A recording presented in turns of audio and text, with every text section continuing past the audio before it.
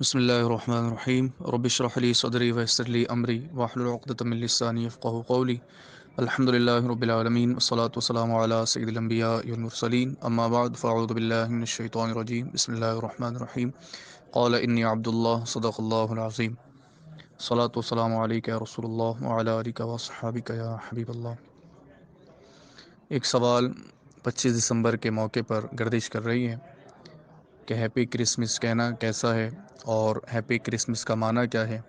کیا مسلمان کسی عیسائی کو کرسمس کی مبارکباد دے سکتا ہے، یا اگر کسی نے دے دیا تو اس پر حکم کیا لگے گا؟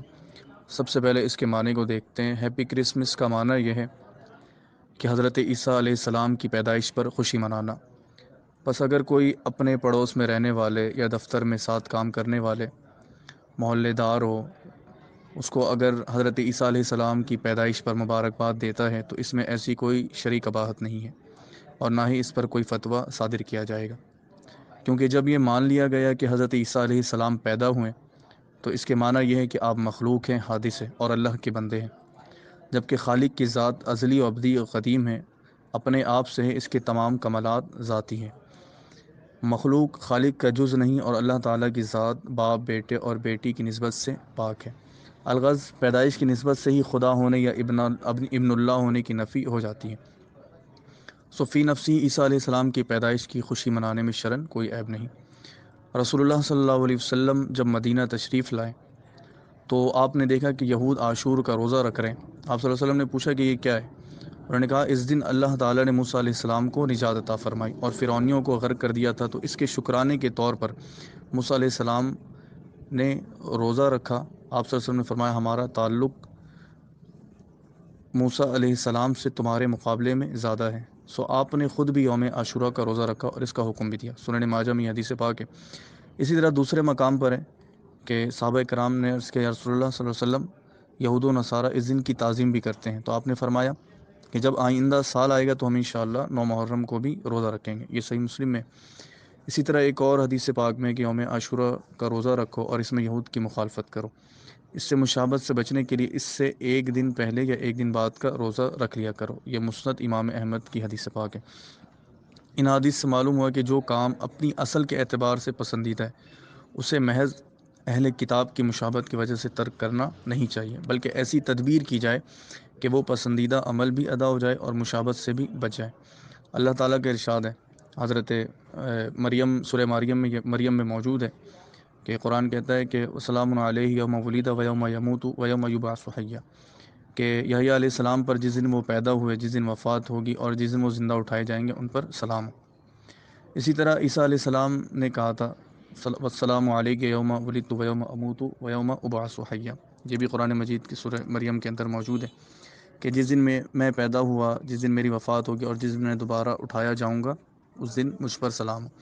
تو ان دو آیت سے معلوم ہوا کہ اللہ تعالیٰ نے حضرت عیسیٰ علیہ السلام کے یوم ولادت، یوم وفات اور قیامت کے دن اور ان کے اٹھائے جانے کی نسبت سے ان پر سلام بھیجا، اور اسی نسبت سے حضرت عیسیٰ علیہ السلام نے اپنے آپ پر سلام بھیجا۔ تفسیر زاد المسیر کے اندر جلد نمبر 3 صفحہ نمبر 123 میں علامہ ابن جوزی لکھتے ہیں کہ حضرت حسن بصری نے بیان کیا، حضرت یحییٰ اور حضرت عیسیٰ علیہ السلام کی ملاقات ہوئی تو حضرت یحییٰ اور عیسیٰ نے ایک دوسرے سے کہا کہ آپ مجھ سے بہتر ہیں، تو اس پر حضرت عیسیٰ علیہ السلام نے فرمایا کہ آپ مجھ سے بہتر ہیں، کیونکہ میرے اوپر جو سلام ہے وہ میں نے خود بھیجا، اور جو آپ کے اوپر سلام ہے وہ سلامتی لامحدود ہے، کیونکہ رب تعالیٰ نے آپ کی ذات پر سلام بھیجا ہے۔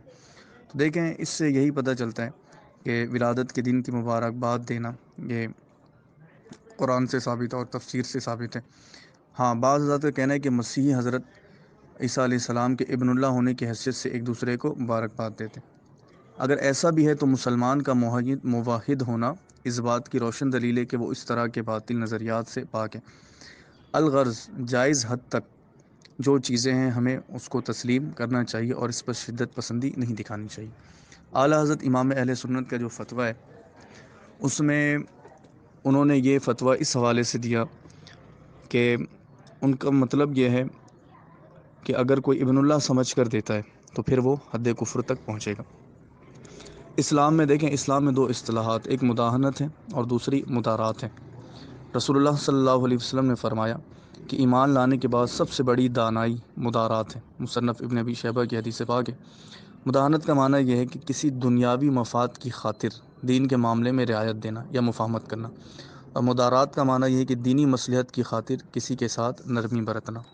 دیکھیں اس سے بھی یہ ہمیں پتہ چلتا ہے کہ اس بات کی گنجائش اسلام میں ہے۔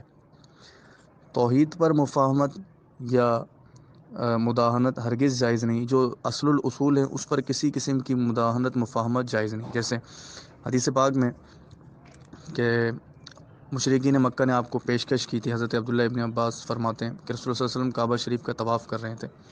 مکے کے سردار اسود بن مطلب، ولید بن مغیرہ، امیہ بن خلف اور عاص بن وائل سہمی آپ کے سامنے آئی پیشکش کی کہ ہم آپ کو اتنا مال دیں گے، مکے کے امیر ترین شخص بن جائیں گے، جس سے کہیں گے، جس حسین خاتون سے کہیں گے نکاح کروا دیں گے، اور اس کے بدلے میں آپ ہمیں رعایت دیں کہ ہمارے خداؤں کو برا نہ کہیں، اور ایک سال ہماری معبودوں کی آپ عبادت کر لیں اور ہم ایک سال عبادت آپ کے خدا کی کر لیں گے۔ تو اس پر سورہ کافرون نازل ہو گئی کہ اللہ نے فرمایا قل یا ایھا الکافرون لا اعبد ما تعبدون۔ تو یہ جو رد ہو رہا ہے یہ مداہنت کا رد ہو رہا ہے، مدارات کا رد نہیں ہو رہا، کیونکہ اس میں واضح ہو گیا کہ اصل الاصول توحید پر مفاہمت نہیں ہو سکتی۔ غیر اللہ کی عبادت کسی بھی قیمت پر مسلمان نہیں کر سکتا۔ اسی طرح سیرت ابن حشام کے اندر بھی موجود ہے۔ الغرض علامہ علی قاری رحمۃ اللہ تعالی علیہ مرقات المفاتی میں لکھتے ہیں کہ مداہنت کی تعریف اور مدارات کی تعریف کیا فرماتے ہیں؟ الغرض کسی باطل کام میں بے دینوں کی حمایت کرنا مداہنت ہے، اور دینداروں کے حق کے تحفظ کی خاطر نرمی کرنا مدارات ہے۔ تو یہ مختصر سی گفتگو تھی جس سے ہمیں یہ سمجھنا چاہیے کہ جہاں پر گنجائش ہے، جہاں پر مدارات ہے، اور یہ حضور صلی اللہ علیہ وسلم نے پسند بھی کیا، ہمیں اس کو اپنانا چاہیے اور اس میں شدت پسندی نہیں اختیار کرنی چاہیے۔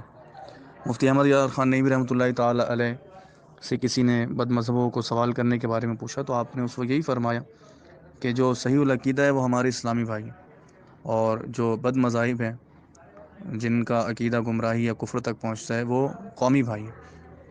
جب ہم کسی مسلمان کو جن کا عقیدہ صحیح ہے اسے سلام کرتے ہیں تو سلامتی کی دعا ہوتی، نیت ہوتی، مگر جب ہم ایسے شخص کو سلام کریں جو گمراہ ہے یا جس کا عقیدہ حد کفر تک پہنچ چکا ہے، جس کے نظریات، تو اس میں ہمیں کرامن کاتبین کی نیت سے، کرامن کاتبین کو سلام کرنے کی نیت سے ان کو سلام کرنا چاہیے۔ تو دیکھیں یہ گنجائش نکلتی ہے۔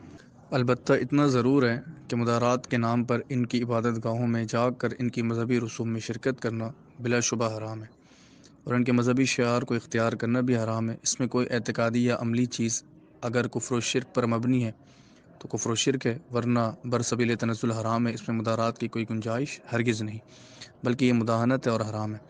جیسے ایسٹر ہوتا ہے، ان کا ایسٹر کا تہوار ہوتا ہے جو مارچ کے اینڈ میں یہ لوگ کرتے ہیں، ان میں ان کا کانسیپٹ یہ ہوتا ہے حضرت عیسیٰ علیہ السلام کو سلیب دیا گیا، پھر انتقال کر گئے، پھر آسمان پر اٹھائے گئے، جبکہ مسلمانوں کا عقیدہ یہ کہ وما قتلوہ وما صلبوہ ولکن شبیہ لہم۔